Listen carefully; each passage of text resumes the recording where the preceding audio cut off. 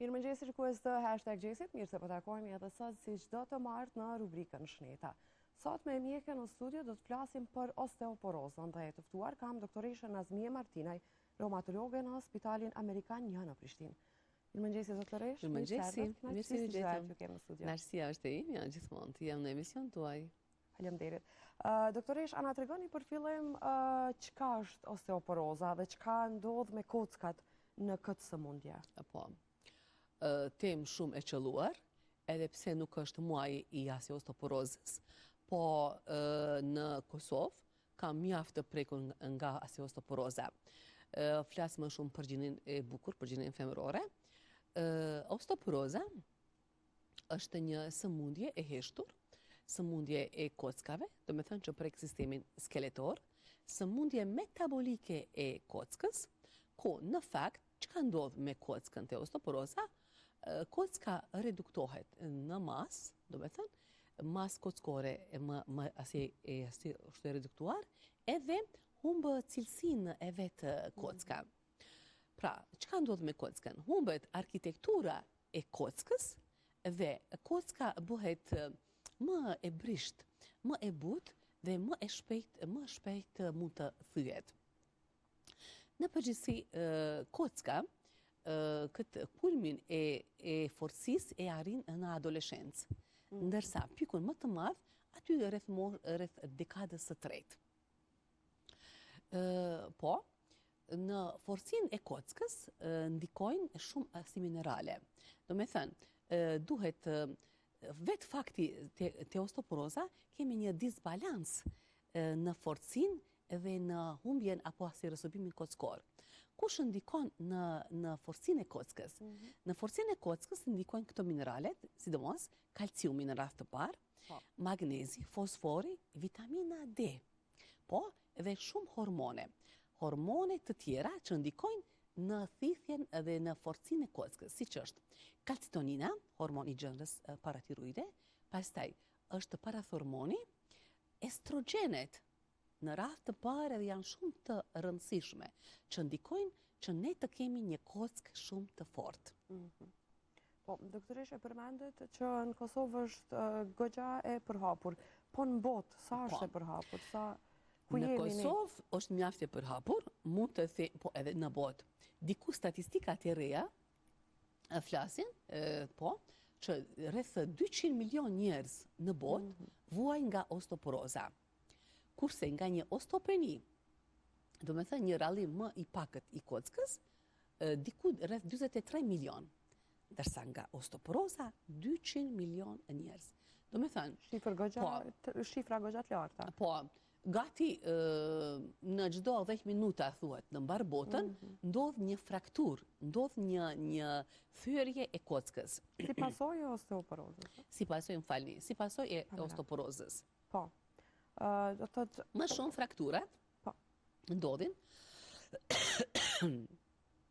me këtë grifin e fundit. Më shumë frakturat ndodhin po bash në moshën, mbas moshës 55 vjeçare të femrë, po ashtu edhe të meshkujt, dhe fraktura më e madhe që çon edhe në mortalitet është fraktura te moshat e vjetra, është fraktura e kokës së femorit. Këtu pjesa, kokës edhe qafës së femorit, ku ajo i lën pacientët të shtrirë në shtrat, dhe diku sjell diku 20% të vdekjes së pacientit.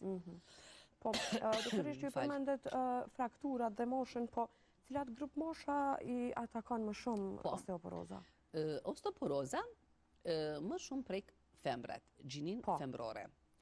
Për arsye të asi hormoneve. Organizmi jon para menopauzës është i përgatitur në mënyrë hormonale shumë mirë që të mban një kockë të fortë. Pas menopauzës, ose dhe në prag të menopauzës, të femrat, kemi një humbje të estrogjenit, edhe me njëherë këta faktor të ndikojnë që një kockë të jetë më e brisht, më e butë. Falë. Po edhe të meshkujt, si periudhën e andropauzës, kemi rramje të androgeneve, edhe ata e ka një lloj të osteoporozës. Po të meshkujt është më e rrallë. Do me thënë, kjo prek 1 në 3 femrat, kurse të meshkujt 1 në 6 burra. Po. Doktorish, po kush e shkakton osteoporozën? Nga çka shkaktohet? Po. Janë shumë shkaktarë që ndikojnë në paraqitjen e osteoporozës në rreth të parë.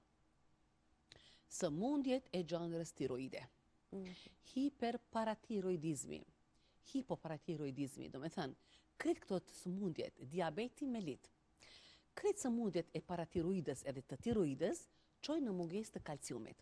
Aty ku kemi mungesë të kalciumit, atër kemi edhe osteoporozë. Vjen dhe te kaskadat në fund të mos thithjes së kalciumit në zorë edhe vitaminës D dhe paraqitet osteoporoza. Pastaj, pacientët që pinë shumë duhan, pacientët që nuk kanë shumë lëvizje, jetën më sedentare. Pastaj, shumë sëmundje reumatologjike që lidhen për shtrati pacienti, sëmundje autoimune, artritë reumatoid, ku në këto raste përdoren shumë glikokortikoidet, kortikosteroidet, kutason, prednizon. Në mas të madhe, ajo e dobëson kockën, e zbraz kalciumin prej eshnave, edhe plus mos aktiviteti fizik, qonë në mas të madhe në osteoporozë. Pastaj, sëmundjet gastroenterologjike, si për shembull, reseksionet e lukthit, ciroza biliare, pastaj këto prerjet e lukthit, ku aty në mas të madhe kalciumi nuk thithet dhe qohet ka osteoporoza. Tjetër, sëmundja e gaucher. Tek prerjet e lukthit, çfarë prerjet e lukthit? Billrot 1 si billrot 2, këto janë këto gastrit, edhe këto si gastric sleeve, pra ngushtimi i lukthit Ngushtimi i lukthit, këto krejt kanë përpasoj edhe në humbjen e si kalciumit. Pastaj sëmundja gaucher, shumë sëmundje mieloproliferative, shumë sëmundje tumoroze, marrja e madhe e heparinës, ciklosporinave e barnave të tjera.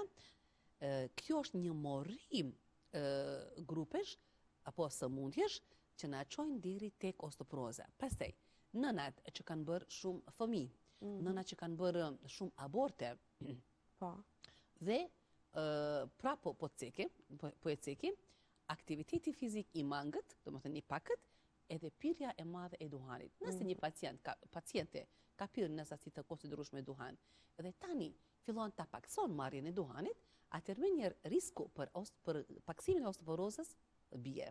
Do me thënë të gjithë këta faktor ndikojnë për paraqitjen e osteoporozës. Doktorish, po cilat janë shenjat? Ju e përmendët në fillim që është një sëmundje e fshehtë.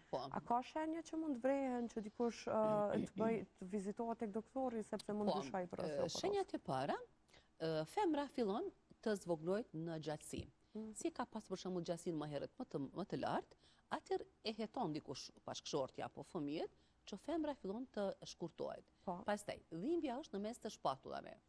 Kohën e fundit femra ndjen lodhje, jo rehati, plogështi, dhe nuk ka fuqi ashtu energji të bollshme. Po, edhe dikush prej familjes mund të thotë, çka je shkurtu, ti ke qenë. A ndodh kaq shumë sa të vrehet? Vrehet. Nëse për shembull më shumë vrehet te ato pjesa ku pëson fraktura të pjesës së belit, edhe pastaj fraktura e pjesës së belit e ul për 10 cm, për shembull pjesën lumbale, pjesën e shpinës, edhe pastaj femra vrehet më në gjatësi. Po pastaj edhe shumë. Këtu ka të bëj edhe me predispozitën familjare. Te një femër që ka pas gjyshja, nëna, tezja, osteoporozë, ajo femër do mos do, ose vaj, ose ajo, ose motra tjetër, do të kenë, do me thënë, osteoporozën. Kjo diçka është edhe shumë gjenetike. Po, nëse është gjenetike, edhe nëse pacientja për shembull mirret me aktivitet fizik, merr preparatet kalciumit, këtu vitaminës D, magnez, mirret me sport, ajo mundet pak ta zbut atë gjenetik. Po, prapse gjeni është aty.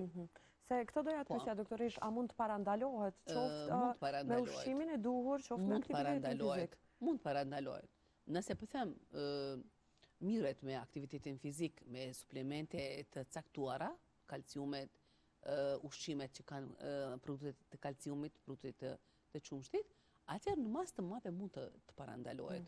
Mos pirja e duhanit, aktiviteti fizik i rregullt, Atëherë kjo na çon deri tek një status shumë më i mirë se sa në krahasim që për shembull ajo ka dhe gjenetik, edhe pin duhan, edhe s'ka lëvizje.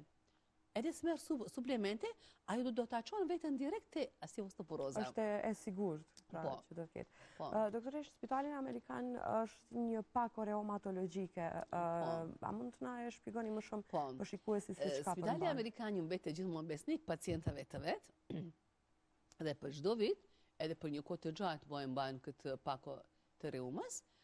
Kjo pako është shumë e qelluar që për të diagnostifikuar unë edhe sëmundjet inflamatore të reumës, edhe osteoporozën, edhe probleme tjera të nyjeve. Aty përfshihet një eko e nyjeve, të trupit, të tërë trupit, pastaj elektrolitët, natriumi, kaliumi, klori, kalciumi, magnezi, që shumë e rëndësi është të shoh kalcimin në gjak, sa është në atë pjesën e pasqyrës, edhe pastaj një faktor i reumës, edhe një anti-CSP edhe vitamina D. Do me thënë, në bas të kësaj pako, unë mund të diagnostifikoj edhe osteoporozën, edhe artrit reumatoid, edhe këto artritet të tjera, mungesën e vitaminës D, që është shumë me rëndësi.